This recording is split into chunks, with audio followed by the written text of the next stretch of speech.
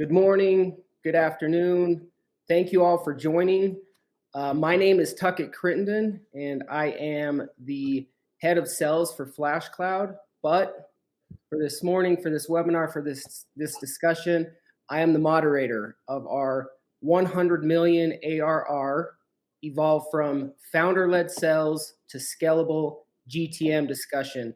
I've been looking forward to this for weeks.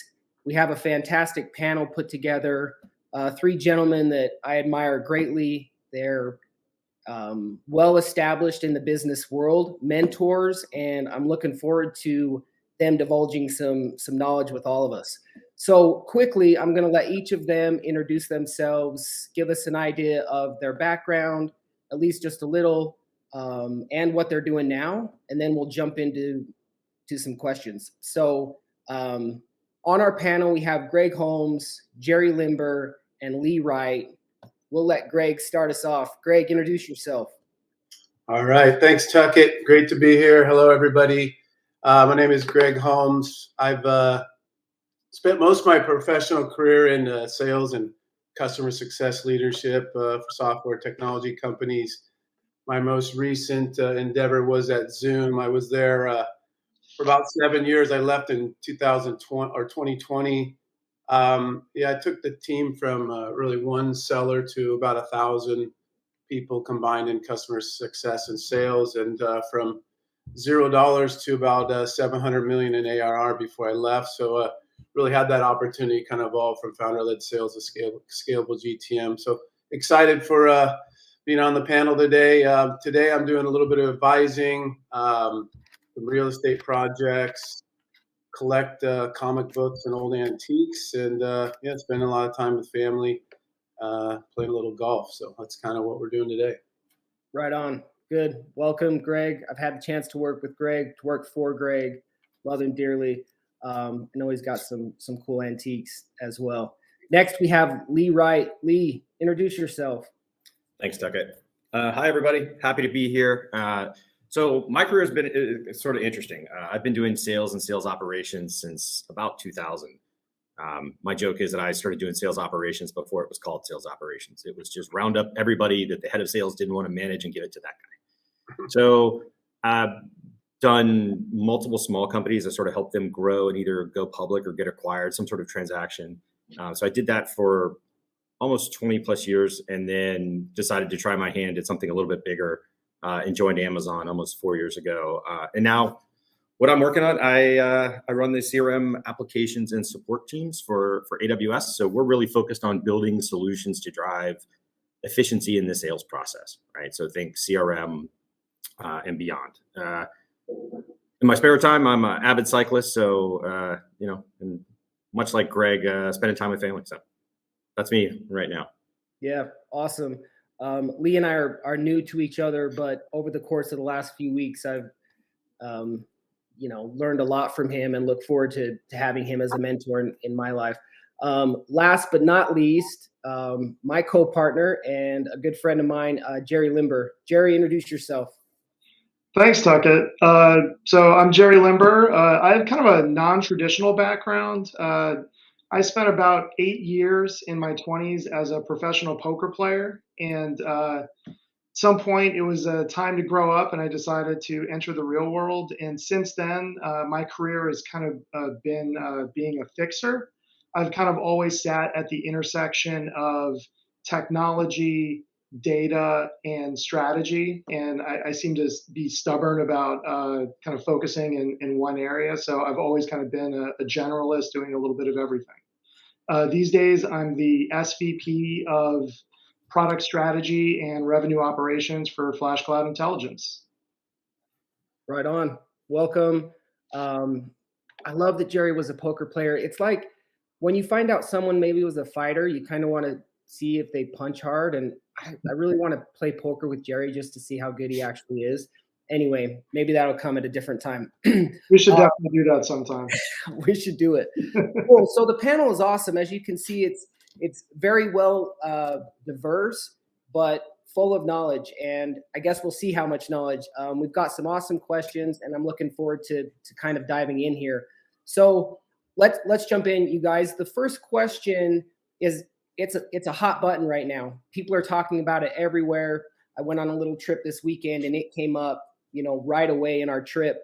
And Jerry, why don't you start us off with this? So the question is, and this is a macro market trend type question. We'll cover a few of these, but the question is, what is the role of AI in a modern go-to-market motion? Well, I think it kind of unlocks two primary things, customization and efficiency. Sending generic messages to prospects is getting less and less effective by the day. So it's more important than ever to kind of personalize your approach and try to remove as many manual steps from the sales process wherever possible. Yeah, I actually love that. Lee, what are your thoughts here? Yeah, I think it's super important. I think it's funny. I'm actually at Trailblazer DX in San Francisco, and I don't know if you saw the announcement this morning that Salesforce is actually now going to partner with OpenAI and pull in, I guess, ChatGPT into Slack. So it is becoming just an essential tool. Much like Jerry said on the efficiency piece, being able to really weed out the noise and let people have a very target focused message. Is really what the power of that's going to be able to do. I mean, if you think about I'm super excited to see how they're going to sort of integrate that into Slack. But if you think about like the efficiencies we got with Slack with having direct communication, AI/ML is only going to make that more important and better. Yeah. So, I mean, for you, Lee, is this something that you would push your teams to really learn and understand and kind of gravitate to? Yeah, I think so. And I think, well, I don't think I would want them to try and learn how to use it. I think if you've played with ChatGPT or any of the AI/ML solutions, the simplicity of it is really the power. Being able to ask a simple question and get a well-tailored, specific response is the power of that. So I don't know if I would have them learn how to use it as opposed to just adopt that into the sales process, and it becomes part of how they do their job. Yeah, cool, great. Greg, what about for you? Yeah, I think it's a must to insert AI at this point in the go-to-market motion. To me, I think about it in two levels. I think you need to have it on the top level from leadership, and folks like Lee are wanting to use that to help build the overall sales plan and focus. Who do we target? How do we target? When do we target? Right territories, etc. And then I think you also want to insert AI in, again, to Lee's point in the sales process, giving the reps the tools that help them, get that intelligence on who to reach out to first, best ways to communicate to them in the right intervals to help drive up engagements. I think if you're just doing it one place or the other, you're missing. So I think it is that sort of, the 1-2 punch approach, I guess, from top. Yeah, I would agree with that. Absolutely. It's one of those things, like it or not, it's here, right? Another hot topic, and Lee, you kind of touched on this, but what are your thoughts, you guys, on ChatGPT or even other AI chatbots? Jerry, tell us your thoughts there, man. Yeah, I think as Lee mentioned, like what we're seeing right now is definitely just the beginning.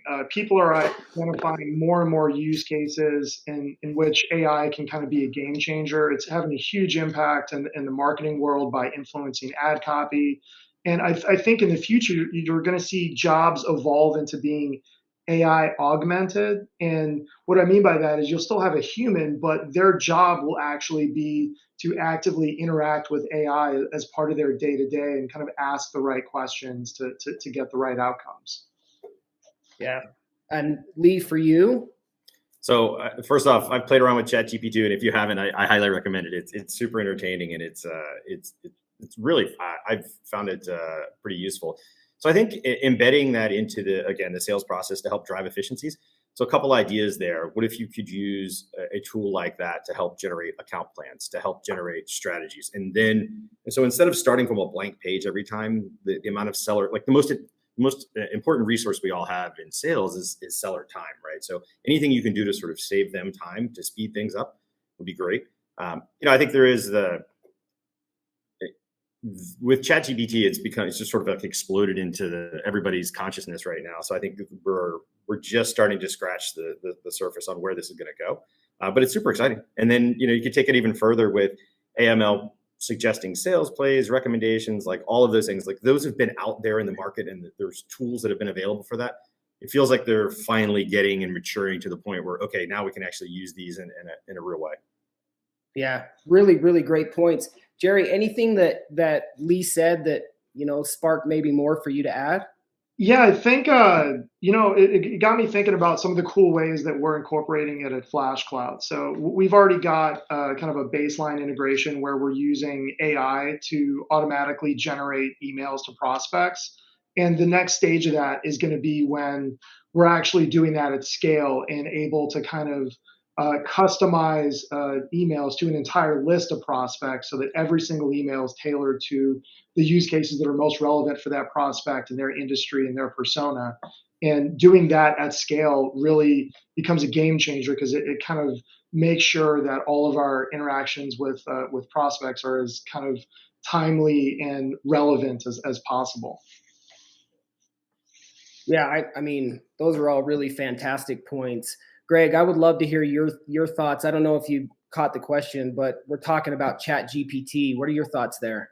Yeah, I'm gonna use my comic book Spider-Man. With great power comes great responsibility. My high school student just discovered Chat GPT the other day. He had to write an essay for his business class, and it was amazing. He put in his sort of essay question, and what the output was like. It opens a lot of sort of questions and maybe concerns around control on that front. But I mean, if you're talking about using it in business to, help quickly identify, escalate, engage key customers and prospect engagements, I mean, that can be, just huge, powerful business impact, I think, in a very positive way. So, I think it's just like how you leverage it, something with this kind of power and use it is important. But yeah, used in the right way in your business, it can have great impact. So it'd be fun to kind of see how it continues to, grow. Just like you said, we're sort of just tip of the iceberg. Yeah, and it's a really hot topic. Like I said, we brought this up on a guys trip, and all the different ways it's being utilized and used in business, in personal life, in school. So very interesting topic. Switching gears here just a little bit, you guys, and this is also another thing that I think is on everyone's mind, especially as leaders, as founders. But how should the current economic climate impact go-to-market strategy? And I like the order. So Jerry, why don't you kick us off here? Sure. I think companies in a lot of industries, especially tech, are kind of slashing budgets and freezing hiring and things like that, and looking to kind of strip out underutilized technologies from their tech stack. So it's really important to have your GTM teams kind of be prepared and evolve to kind of jump through more hoops, expect extended sales cycles, and really be prepared to kind of demonstrate your value. If you're lucky enough to be selling a solution that actively saves customers money, quantify that, talk about that, and don't be shy about making that part of your story. I think it's been resonating really well with some of our prospects when we kind of talk about how we can save them money and how we can also kind of simultaneously fuel growth. It's kind of the 1-2 punch. Yeah, really actually fantastic points. So for you, Jerry, is the current state of the economy something that we should be super worried about or more embrace? And, I think whether we embrace it or not, it's going to be what it is. So it's just really important to kind of adjust accordingly and make sure that you and your teams are prepared. Yeah, cool. Lee, what about for you? Yeah, so I think typically buyers are looking for solutions. You're either decreasing risk or decreasing costs or risk or increasing revenue. And I think it's really important, even more so right now, to really show the value of the solutions. Everyone's going to be taking a really hard look at how much things cost, like what's the value, how fast can you get to the value of the solution. So having an easy way for your teams to identify specifically where they're going to have a positive impact, whether it's on the cost risk side or on the revenue side, is key. And I think to get there, this is going to take form of heightened education, right? So how do you have very clear, specific, targeted conversations that'll get the customers there. Yeah, I agree. Greg, for you, does what Jerry and Lee have said kind of resonate? What are your thoughts here? It does. I think back to Zoom and our CEO Eric Yuan. I think he always had the right mindset. Was let's be built to survive any economic climate, or be able to come out the other side better than any other company. So whether it's the current one or things kind of get more prosperous later, if you can always be nimble, cost conscious, super efficient, you're going to come out the other side stronger. So I think, if you're not there, obviously this is a time you got to get there faster. But I think having that mindset that you always want to be there. How can we be the most efficient, cost conscious, nimble company, and finding the operational excellence that'll get you there, and the right culture and team. I think that's critical. Same what Jerry said too. Just your messaging's got to be on point. So just having the right kind of tools and motions in place to make sure you're identifying the right customers, you understand their pain points and what they're going through at this time, and have your messaging really aligned accordingly is more critical now than ever. Yeah, and you just mentioned tools, and we actually got a question that came through, and so I'm interested, off the cuff here for you guys, what in a climate like we're facing, right, economically, what are your preferred or needed tech stack? Like, what founder, startup, we're going into this, like, what does a tech stack need to have, and what is a must have and maybe a need to have? Lee, for you, I know this is kind of out of the blue, but Right. What are your thoughts there? So I think the video conferencing software first and foremost, and then also things like Slack or Chime to facilitate communication. Those are really key. I think the other things from a tech standpoint that you can start to put in place are just small things for recognition, small things for acknowledgement, being able to easily broadcast your wins and like what's working, what's not working. Anything you can do to facilitate those elements is really going to help sort of keep your team moving. Cool. I think you're spot on there. Jerry, Greg, either of you add additional content there? Yeah, I think teleconferencing is kind of baseline, obviously email, stuff like that. I think it starts with a CRM and starting to kind of identify who your ideal customer profile is, which deals are closing, and then starting to kind of introduce optimizations. And then depending on what stage you're in or, what your sales strategy is, a sales intelligence tool like FlashCloud can help, or if you're more of a PLG, like product-led growth company, there's other tools that kind of help with that. I think the answer is always going to be, it depends.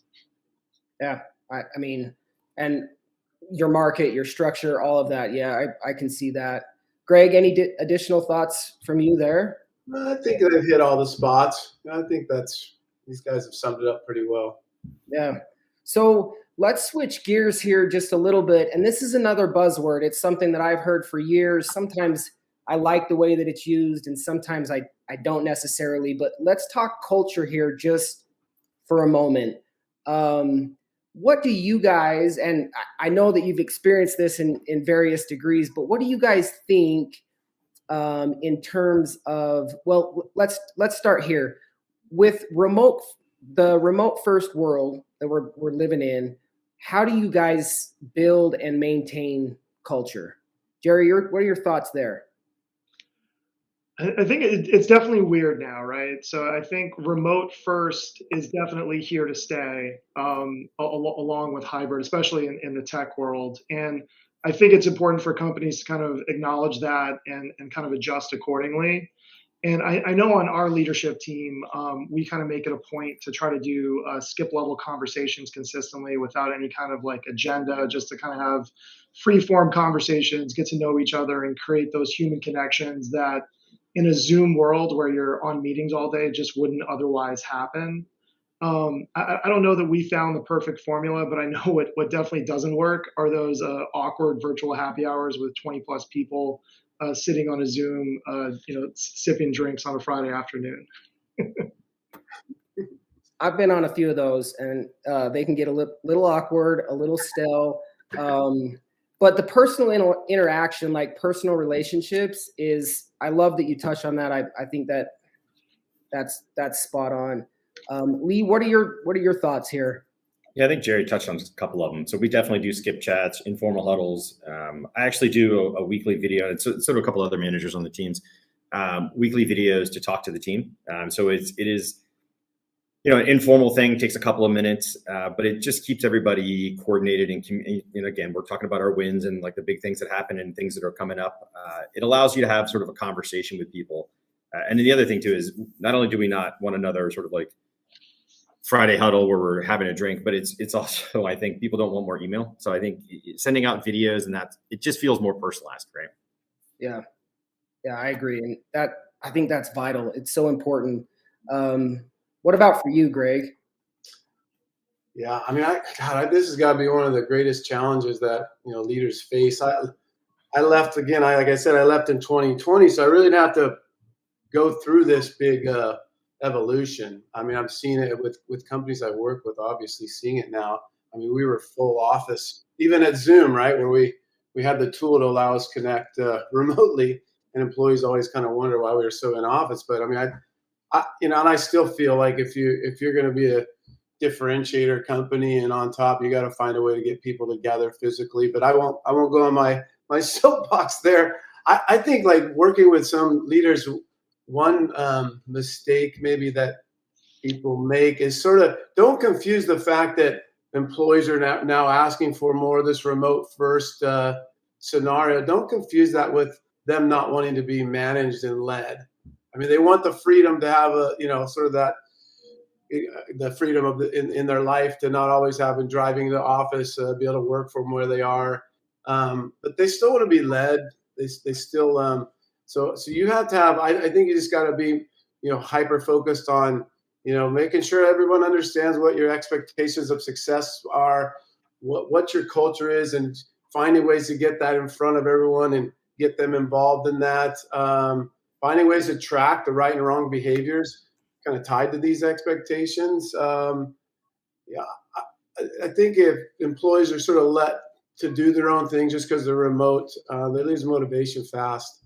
You're going to lose them likely, or your productivity is going to be terrible. So yeah, I think you got to be hyper focused on that, on how do we lead these folks just because they're not in a physical location, and make sure they understand what the expectations of them are as employees, and be really stringent on that.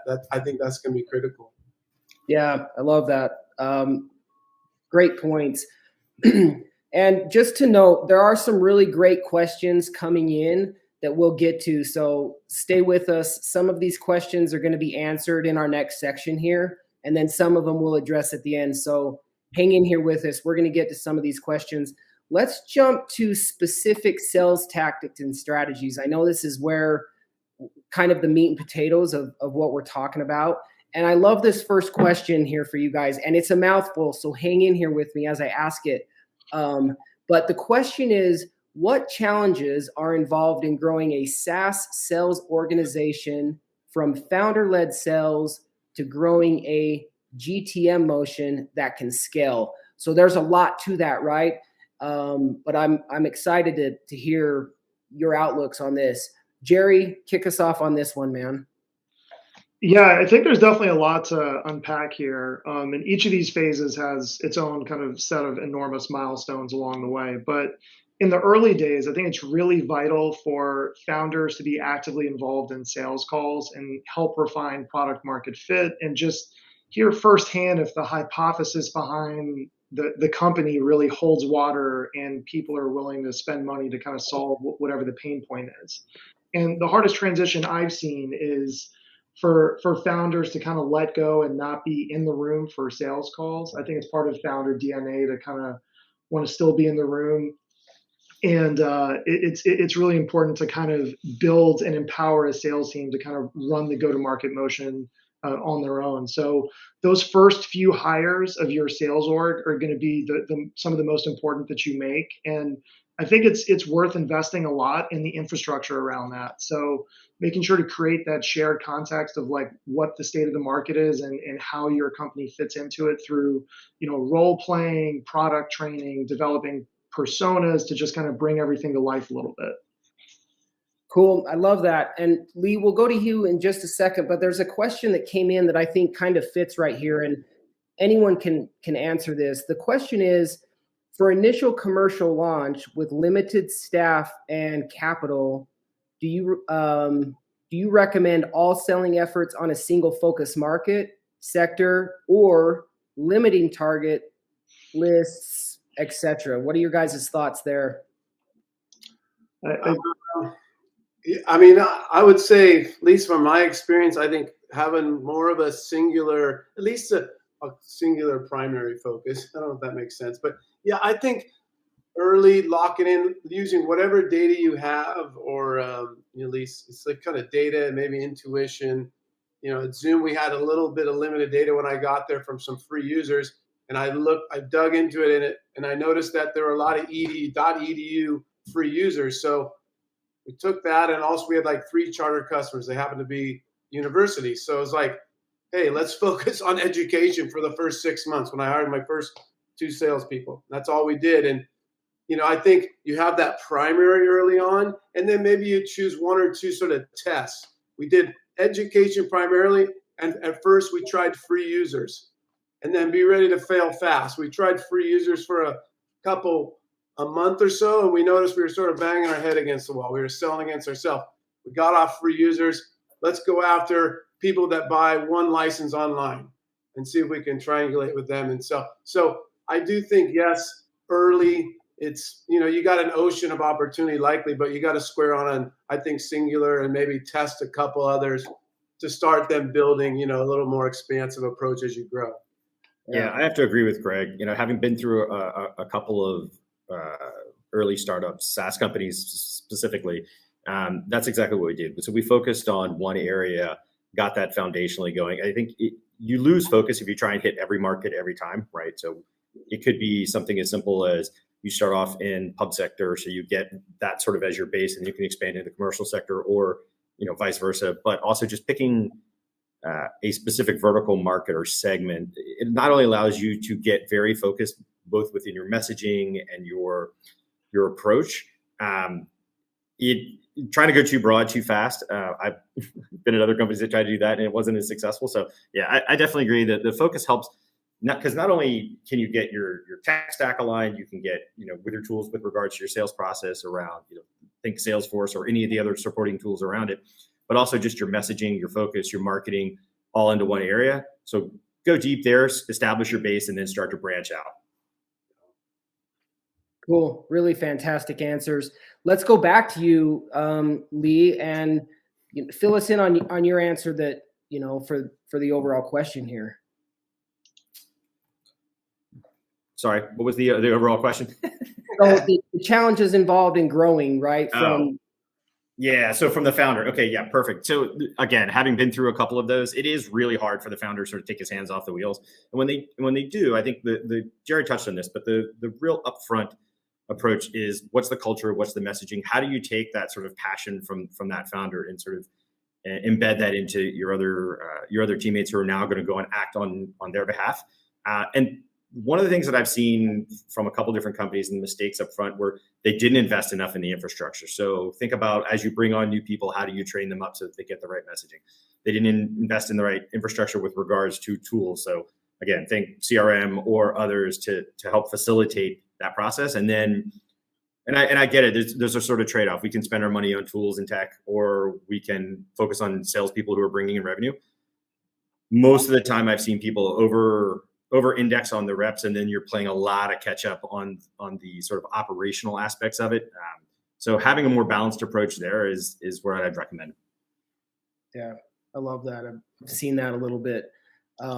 Greg, any thoughts here before we move to the next question? Yeah, I think we've touched them. I had kind of 3 key ones. I think it was that like we just talked about, that plan of attack. And early on, I think it's pretty singular. And I love what Lee said. I think it is critical. It allows you to sort of get your system rolling and messaging right in that area. And then it's a little easier to jump off of that.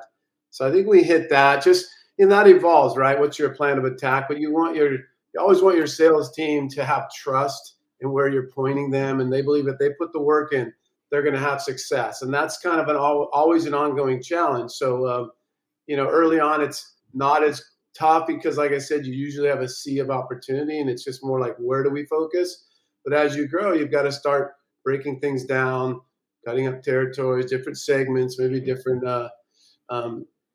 verticals, things like that. I think Lee touched on it. I always felt like, in hindsight, I wish I'd brought in more operational focus early on. I feel like you want to stay 6 to 12 months ahead of kind of where you're at as a sales team, as far as the tools that you're going to need, things like how we're going to measure comp plans, how we're going to pay commissions. Like, if you sort of delay on those things, man, it gets painful later on. So that's kind of one that's you're always working that balance, like Lee said. And then I always felt like, I guess, kind of like having that trust that if they do the work, they're going to have success. It's like, I felt like it was always a challenge to feel like you had good balanced territories and opportunity for your entire sales team. And when you've got 2 or 3, that's not too tough. But when you got 1,000 reps, it's, that becomes difficult. So you've got to, that's where you've got to have the right tools in place to kind of identify territories, the right targets to go after, then digging into verticals and different segments so you can just keep expanding the balance for those reps to keep sort of that trust and opportunity equalize as much as you can. Yeah, I love it. Great points, you guys. So kind of continuing in this motion, let's talk about your favorite go-to-market or GTM plays. Jerry, what are your favorite GTM play for the sake of time? I think there's a million different ways to answer this question, but I'm a big fan of anything that combines intent and automation. So, for example, if you have a sequence running in the background that automatically sends an email or triggers a phone call to kind of the key buying personas at your ICP when they're over-indexing on intent, that is powerful. So the biggest driver on conversion rates is ultimately going to be timeliness. So getting in front of prospects in as close to real time as possible when they're displaying that intent will supercharge conversion rates. Yeah, you're spot on there. Another buzzword, intent, and something that I've often heard, time kills deals, right? Like that's something that's often spread or talked about. So great points. Lee, what about you? What are your favorite, or what's your favorite GTM play? Yeah, so I'll answer this probably a little differently. I think Jerry touched on the intent, and I think that's spot on.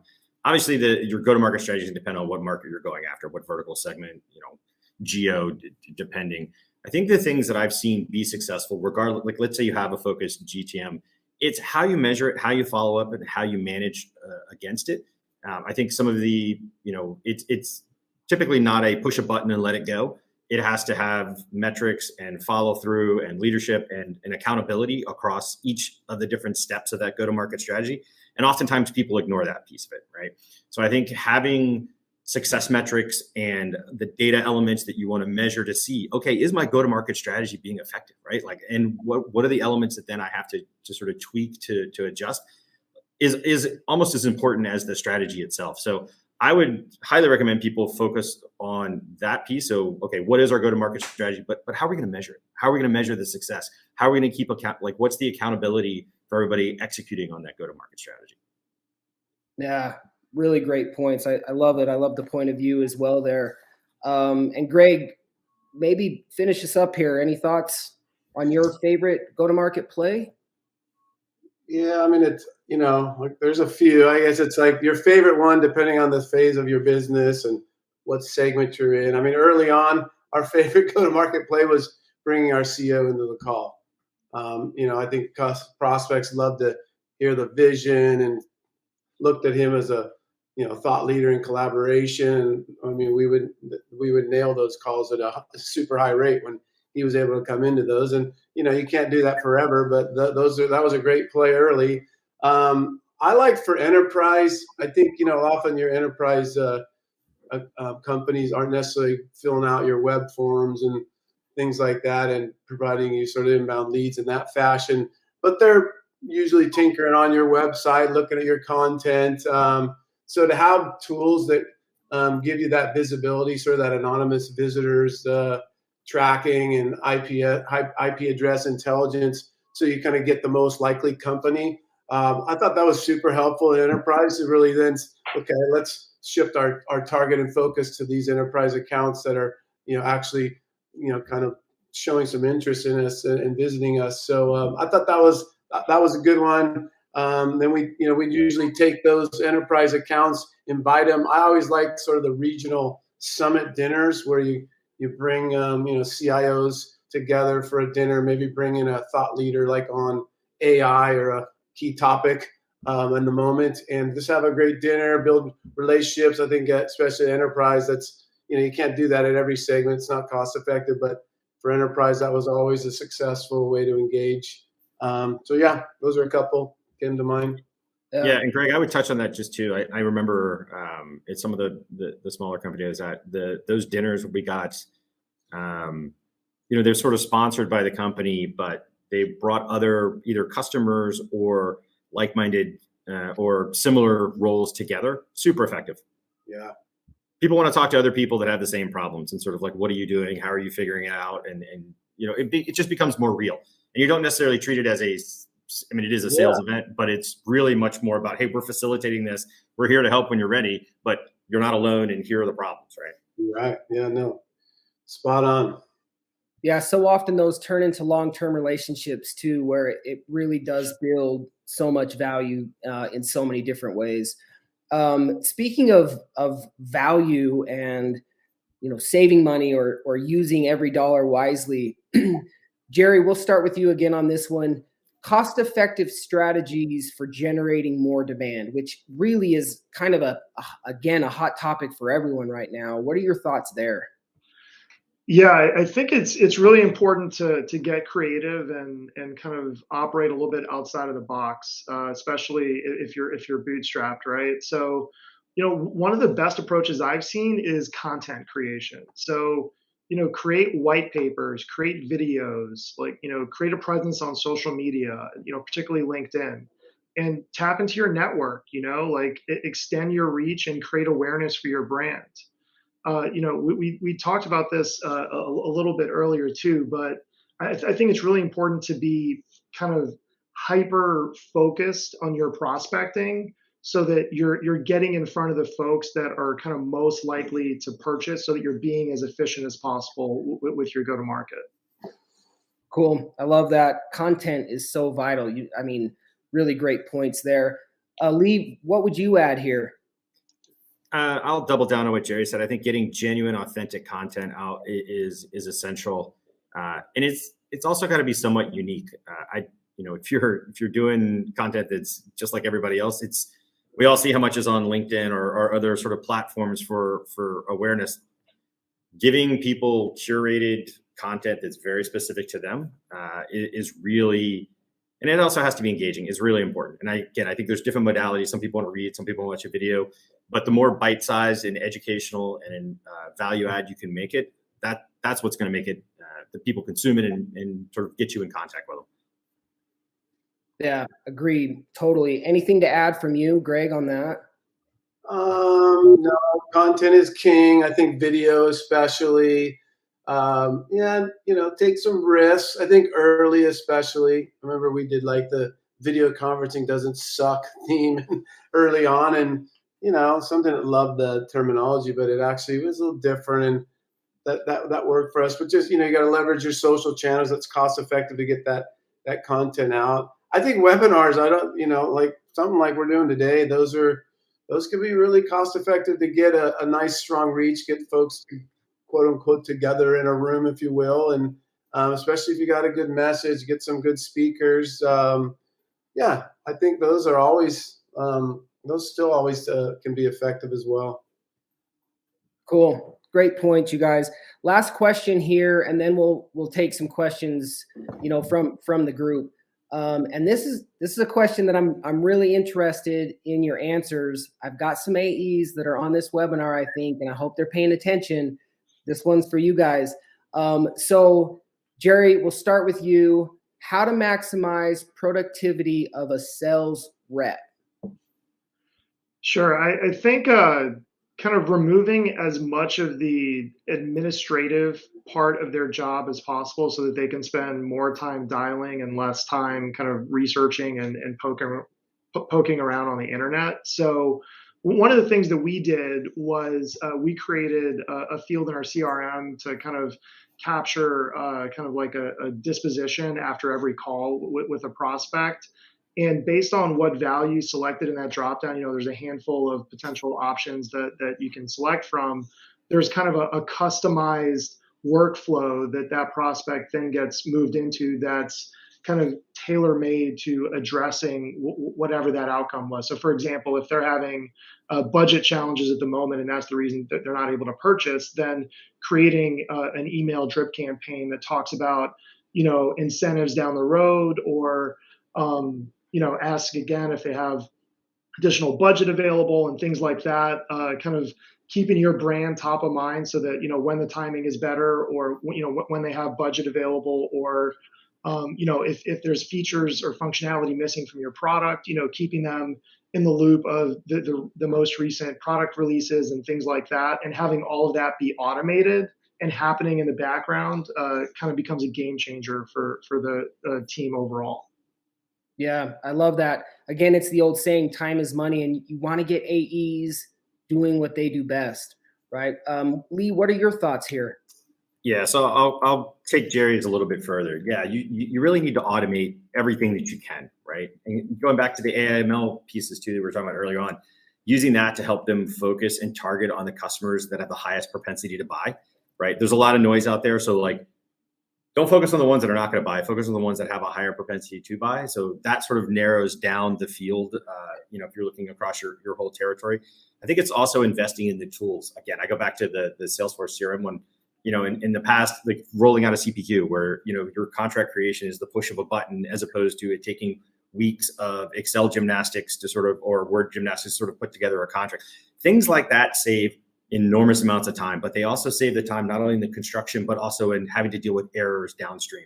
So the more you can simplify your process, make it standardized, those are like the big areas where I see people get into trouble, is they have multiple different sales processes. Everybody does it differently. So every time something comes up, it's unique, right? Sales isn't that unique across like the majority. It's sort of 80-20 rule, right?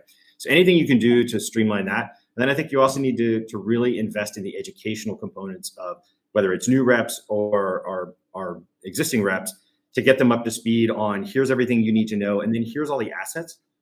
Lastly, minimize the people that can reach out to your salespeople. One of the things I see internally is typically your salespeople, everybody wants to talk to them. Everybody wants to give them information. Everybody wants to hey, here's the new thing that's coming out.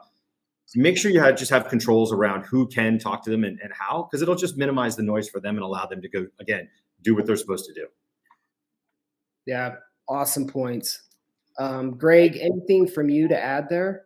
I wish Lee was my head of operations. I had a good one too. You nailed that. I love that last one too. Just kind of help shield a little bit to let them do their work. I think everything said is spot on, right? I think at their best, sales folks are dynamic, engaging, competitive. They want to win. They're great working with people, right? So you got to get them doing that, like you said, Tuckett. Let them do what they're best at. I would say early on, though, like it's easy to say, hey, automate everything. But to me, if you're early, hire salespeople that can do the tasks. I think because then you learn, operations can then kind of watch and see how they do it. How can we automate this the best way? So I think early, because it's hard to automate everything from the start. I mean, with the tools you have today, probably a little easier, but I think early, hire people that have crunched a few spreadsheets if you can. Find those reps that are a little more comfortable doing it and will be a little more efficient. They know how to type. Like some are not doing this on the keyboard. Yeah, I would say for early, do that, because then it'll help. They'll help you kind of get to that better automation, I think. So that'd probably be the only point I'd add. Cool. Really great. Phenomenal answers, you guys. We have some great questions here. Let's get through as many of them as we can in the next 4 or 5 minutes. We won't keep everyone, too long. Starting with the question from Brian. I like this question. I've experienced it in a couple of different ways. So any of you, Greg, Jerry, Lee, can answer this. But Brian asks, to go from the founder-led sales towards GTM 100 million ARR, how essential, according to you guys, is it to have the marketing and sales team with skin in the game, meaning vested equity? Let's see. I guess I would answer it this way. I don't think I've worked at a place where early stage companies where people didn't have some sort of skin in the game, right? So it is definitely out there. I think the way I would answer it would probably depend more on the comp plan. So how are you compensating your reps today? Because if your comp plan is rich with regards to sort of current payments, maybe you don't need the equity component. Do your sales teams care at that point as much versus sort of like their in-year plans versus, okay, there's a promise of vested equity in the future? It's a great question. I think, again, I haven't seen it not have that component, but I also don't know if that was a really driving, compelling component for the reps at the time. And a couple of the companies that exited, it did, but for the ones that didn't, it wasn't really a part of their motivation, right? Their comp plan was the biggest thing that moved sales. So if I had to pick one or the other, I would focus on the comp plan over equity. I think any fine-tuned machine, right? All the parts have to work together. So it is critical. Early on, you may not have a marketing team. We didn't. So I think you also want to be very clear on like expectations. Like, don't let sales make marketing the scapegoat if things aren't working out well. Like, get them really tuned into like, what's the roll-up sleeve stuff you got to always count on doing, and we're going to make sure you're doing it. And you hit those leads 8 times, not twice, and gave up, and then blame marketing for bad leads. So you got to have, your own house clean if you're leading sales, and marketing should do the same. And the two leaders really got to be at the hip. I mean, I think to be the most successful, you definitely got to be there. Yeah, I love what you said, Greg, about not playing the blame game between sales and marketing. Seen that pretty much everywhere I've ever been, to some extent. In terms of equity, I feel like it's a necessary component of kind of investing in people and having them kind of grow with your company long term. Giving them equity and have that equity grow as the company grows, and as you get closer to an exit, just seems like the right thing to do, and the way to kind of create a win-win for everyone. Yeah, good answers, you guys. Here's another question, and I actually really love this question too. It's something that internally we've thought about and talked about, so I'm interested in the answers. The question's from Jim, and it says, for younger companies, do you have any recommendations between greener sales folks that are less expensive that you need to train versus the more senior folks that are notably more expensive? I like it.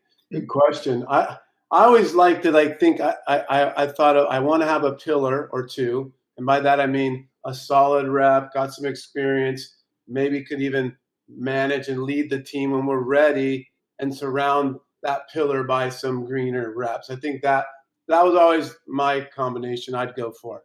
I don't think you can go all green, and you don't want to go all expensive, kind of old dogs don't want to learn new tricks kind of situation. So that was my favorite combo. Get a good pillar one that could potentially lead at some point too, but they'll help those greener reps grow faster. Yeah, and I think for me, that's typically what I've seen as well, is people have a couple of experienced reps who are showing and leading the way. And then the greener reps, maybe they learn via inside sales. So they're going after, smaller accounts, still valuable, but that's sort of where they break them in and sort of learn and get trained up. It's less exposure, less risk for the company. And your bigger enterprise accounts are handled by more experienced reps. Yeah, I'll kind of expand on that. I think the answer is going to be a little bit that it depends on whether or not you're doing kind of full stack sales, or if you're going to kind of create different functions for like SDRs and appointment setting versus kind of deal management and deal closing. And I think the higher your ASP or your average sales price is, the more important it is to kind of create that delineation and have kind of one group focused on setting the appointments, another group setting on kind of taking those appointments and closing them effectively. The last point I would come over with too, as I was thinking about this a little bit more, if you're playing in an enterprise space and you're trying to grow fast, get the expensive reps. If they can truly deliver, like, and you want to grow, go get them. Like, go get the best reps you can get your hands on. Like, when I think through it, like, if they're going to sell, then it doesn't matter, right? That they're more expensive, okay. But if they're actually helping you drive and you have long-term growth, especially in a SaaS world where it's recurring revenue, okay. I think you'd be foolish to pass on like really great salespeople, period. Yeah, and another way that you can kind of manage this from a leadership perspective is kind of think of this in terms of like proportional quota, right? So if you think of the ideal quota as being, something X times a rep's OTE or kind of total earning power, you figure somewhere around 6.5, 5.5, somewhere in that ballpark of what they're going to be generating. You can just use that same factor on whatever their base salary is. And, the more you're paying the rep, the higher their quota, so that they're kind of, delivering additional incremental value that justifies that cost. Mm-hmm. Sorry to just layer one more thing. I know that we're going long here, but just like I said, the other question, hiring early and maybe some that have a little more operational comfort. Like Lisa, don't ever pass on a great rep. If they're expensive, but make sure early on that great rep is willing to roll up their sleeves still. Sometimes they've worked a long time. They don't want to do that work. And early on, you don't need I don't think you want a rep that's not willing to like roll up a little bit and kind of know they're going to do some extra tasks because you're a young company and got to wear a few hats. Like, so just make sure you at the right times, you're hiring the right people to fit into those roles. Yeah, I love it. Really fantastic points. At Zoom, I had a manager. His name was Ben Boatman, and he did a really fantastic job, to Greg's point, of kind of mixing experience with green, and it bled out through the culture. And anyway, it was a really great experience. Good answers. We've got 4 minutes left until we've got to cut this. So I've got one more question I want to ask. This is the speed round, so speed answers from you guys before we end it. But it's a great question. It's from Michelle. And she says, which areas of operation, any part of the organization, do you see cost savings being sought in the economic environment?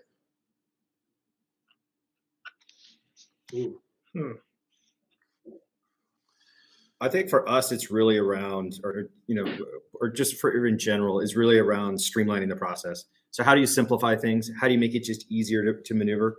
I think if with the constrained environment that we're in, the more you can do to simplify everything for everyone and sort of get rid of all of the edge cases that sort of spin up when you're maybe less concerned about, the economy and sort of everything else that's going on, like get back to basics quickly. It's not easy, but I think that would be something everyone could do right now. Yeah, I love it. Jerry. Yeah, I think that I don't know that I've seen it. Every company is a little bit different, so I don't know that there's a particular part of operations that seems to be getting hit particularly hard. But I feel like every company goes through this process where first they stop hiring, then they kind of look at vendor budgets and tools and look at ways to kind of cut back there. Then they'll kind of look at potentially doing layoffs, and I've seen layoffs kind of disproportionately hitting kind of middle management and kind of more senior leaders that are a little bit more expensive recently, but that's potentially just my smaller sample size. Great. Yeah, I'll probably stay on some of the earlier topics of like, I think it's critical and invest in a solution or two that'll help you. One, just get territories and focused out in for your reps. You don't want any wasted focus or time. Get them working, and a solution or two that, again, lets them focus and communicate and engage efficiently. So there's not a lot of wasted time. again, I think things like commission, getting efficient on commissions and all that, like, especially right now, everyone's a little anxious about earning and money. And so if you're clunky there, then, that's a huge distraction and loss of time and money. So, things like that too, you got to just make sure you're tight as well. Yeah, I love it. Really fantastic job, you guys. Thanks everyone for attending. This has been awesome for myself. I'm sure you guys all got some great nuggets from these three gentlemen. Greg, Jerry, Lee, really fantastic job. Thank you guys so much for being here and participating in this. Look, there were a number of things that were talked about, but automation, intent, streamlining processes, getting back to the basics, those are all things that were brought up a number of times. So as you go out, keep that top of mind. Again, thanks to everyone for attending. We'll be doing this again. Go check out FlashCloud, and we'll talk to you soon. Thanks, everyone. Take care. Thank you.